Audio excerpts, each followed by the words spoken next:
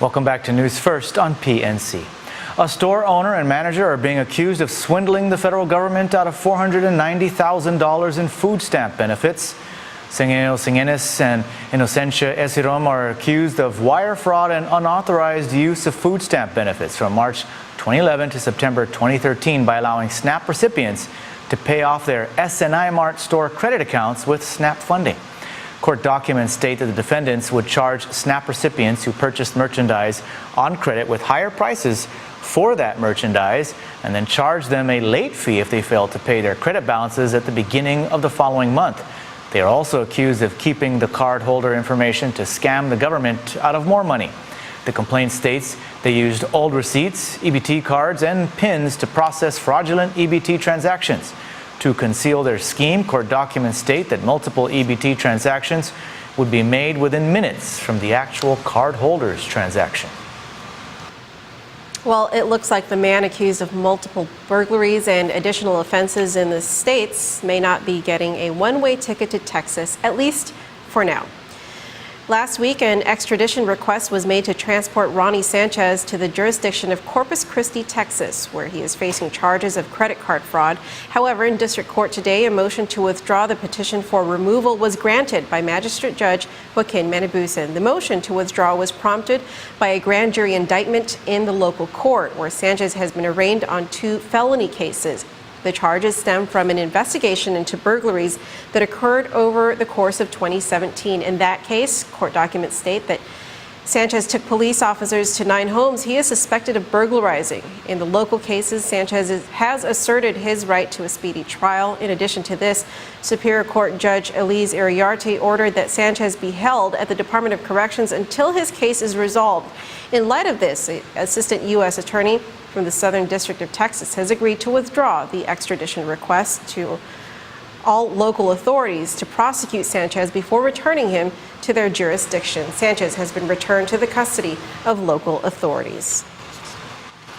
In the Barcinas rape trial, the prosecution put the defendant's girlfriend back on the stand in an effort to impeach her as a witness. The trial involves the rape of a 14-year-old girl that occurred nearly 6 years ago. DNA samples linked to then 17-year-old Austin Barcinas to the crime. Since then, Barcinas has awaited trial, but for the most part was able to carry on with his life, including having a child with his girlfriend, Rochelle Cabrera. But why would this detail have any relevance to the rape trial? Well, according to the defense, the victim's underwear was found with semen but no sperm, indicating that the perpetrator may have been impotent.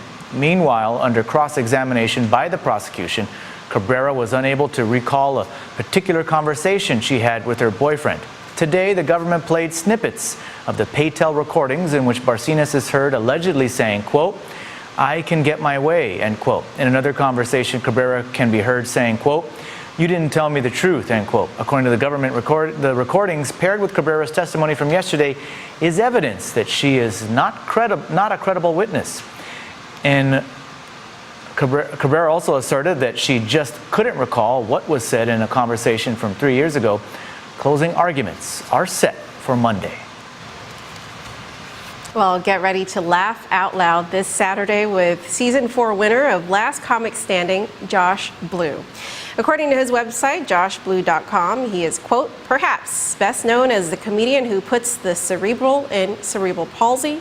He centers much of his self-deprecating act around his disability. He continues to break down stereotypes of people with disabilities one laugh at a time. His stand-up routine is in a constant state of evolution, and his off-the-cuff improvisational skills guarantee that no 2 shows are exactly alike, end quote.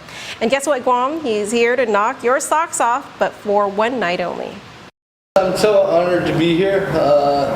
Like she said, it's just amazing. Just chance. I mean, it's so cool to be here, and these guys. I'm a little scared to see what they have to say tomorrow. But, yeah. And then as far as the cerebral palsy thing goes, like you said, I just feel like it really could have held me back, but what it did was it really actually pushed me forward, and it made me want to show the world that just because I'm physically disabled doesn't mean I don't have something to say. And at that press conference this morning, he had the media rolling in laughs and even had a few tips to share with aspiring comedians. Yeah, don't bother. I got this.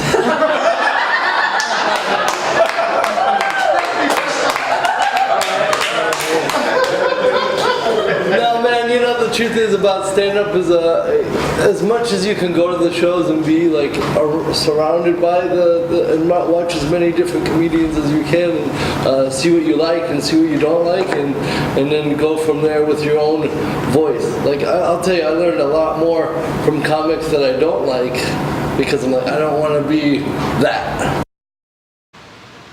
Well, don't miss out on your chance to watch Josh Blue in action this Saturday at the Dusitani Hotel. Tickets are available at 76 Circle K. Doors open at 5 p.m. Show starts at 7 p.m. All right, it's time now to check in with Jocelyn Atalik for a look at the island's weather.